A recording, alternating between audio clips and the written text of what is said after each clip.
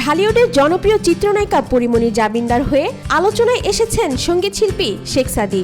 গত সোমবার আদালতে আত্মসমর্পণ করে জামিন পেয়েছেন পরীমনি। তার জামিনের জন্য প্রয়োজনীয় আইনি প্রক্রিয়ার অংশ হিসেবে শেখ সাদী নিজেকে জামিনদার হিসেবে উপস্থাপন করেন, যা নিয়ে শোবিজ মহলে শুরু হয়েছে নানা গুঞ্জন।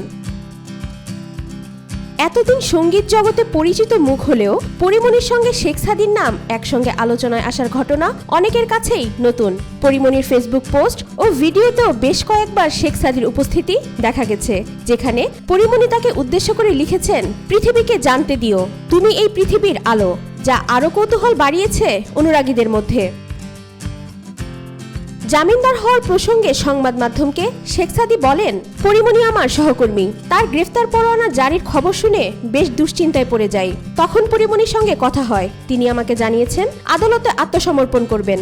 জামিন হবার পর তার আইনজীবী একজন জামিনদার হন, আমিও আরেকজন জামিনদার হয়েছি। অন্যদিকে পরীমনি জানান, আমি অসুস্থ থাকায় আদালতে যেতে পারিনি। পরে যখন শুনলাম গ্রেফতার পরোয়ানা জারি হয়েছে, তখন শুভাকাঙ্ক্ষীরা পাশে দাঁড়িয়েছে। শেখ সাদী আমার সহকর্মী, আদালতে শুনানির সময় সে ছিল। জামিন হওয়ার পর আইনজীবী জামিনদারের পাশাপাশি স্থানীয় একজন জামিনদারের প্রয়োজন হয়।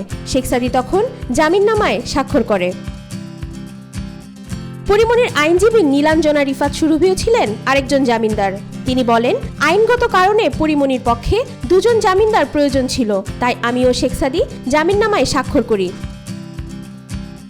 তবে বিষয়টি নিয়ে গুঞ্জন থামছে না। কেউ বলছেন এটি শুধুই বন্ধুত্বের বহিঃপ্রকাশ, আবার কেউ মনে করছেন তাদের সম্পর্ক আরও গভীর হতে পারে। যদিও এ বিষয়ে পরীমনি বা শেখ সাদী সরাসরি কোনো মন্তব্যই করেননি। এদিকে জামিন পাওয়ার পর পরীমনি শীঘ্রই কাজে ফিরবেন বলে জানা গেছে। অন্যদিকে শেখ সাদীর নতুন গান নিয়েও শোবিজ মহলে আগ্রহ বেড়েছে। তবে পরীমনির জীবনে শেখ সাদীর ভূমিকা কতটুকু ব্যক্তিগত আর কতটুকু পেশাগত, সেই প্রশ্ন এখন অনুরাগীদের মনে ঘুরপাক খাচ্ছে। ওয়াহিদা পারভিন, ঈশিতা, আজকাল।